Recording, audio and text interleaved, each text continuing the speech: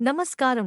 టీవీ7 daily market updates కు స్వాగతం. పప్పు గింజలకు పెరిగిన గిరాకీ, దూసుకుపోతున్న శనగ ధరలు, స్టాకిస్టుల అమ్మకాలు పెరిగినప్పటికీ కొనుగోళ్లు ఇముమడించినందున శనగల ధరలు పురోగమిస్తున్నాయి. అక్టోబర్లో కూడా భారీ వర్షాలు కురిసినట్లయితే దక్షిణ మహారాష్ట్ర, ఉత్తర కర్ణాటక, తెలంగాణ మరియు నైరుతి ఆంధ్రప్రదేశ్లో శనగ సేద్యం జాప్యమైనందున తగ్గే అవకాశం కనిపిస్తున్నది. పండుగల సీజన్ కొనసాగుతున్నందున శనగ ధరలు ఎగబాకుతున్నాయి.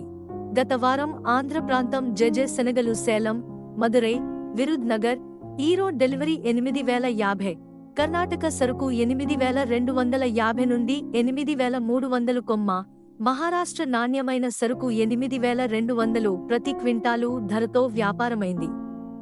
ట్యుటికోరిన్ ఓడరేవు వద్ద టాంజానియా నుండి 7,550 టన్నుల వ్యాపారమైంది.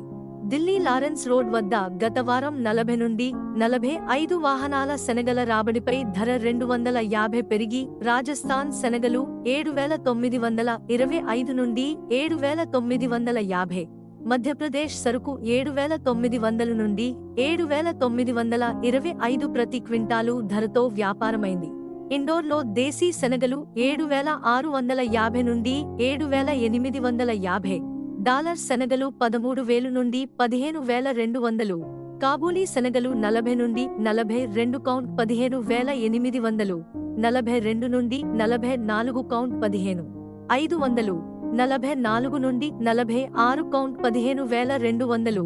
మహారాష్ట్రలోని సోలాపూర్లో ప్రతిరోజు 5 నుండి 6 వాహనాల సరుకు రాబడిపై మిల్లు రకం శనగలు 6,550 నుండి 7,500, అన్నిగిరి శనగలు 6,700 నుండి 7,800, అకోలాలో మిక్స్ శనగలు 7,650, సాధారణ రకం 7,100 నుండి 7,500, నాగూర్లో 6,800 నుండి 7,400, పప్పు 9,100 నుండి 9,200, లాతూర్లో శనగలు 7,500 నుండి 7,800, పప్పు 9,300 నుండి 9,600, కల్బుర్గిలో శనగలు 7,900 నుండి 8,000, పప్పు 9,200 నుండి 9,300, రాజస్థాన్లోని జోధ్పూర్, సుమేర్పూర్, కోటా ప్రాంతాలలో 6,500 నుండి 7,400, జైపూర్లో 7,850 నుండి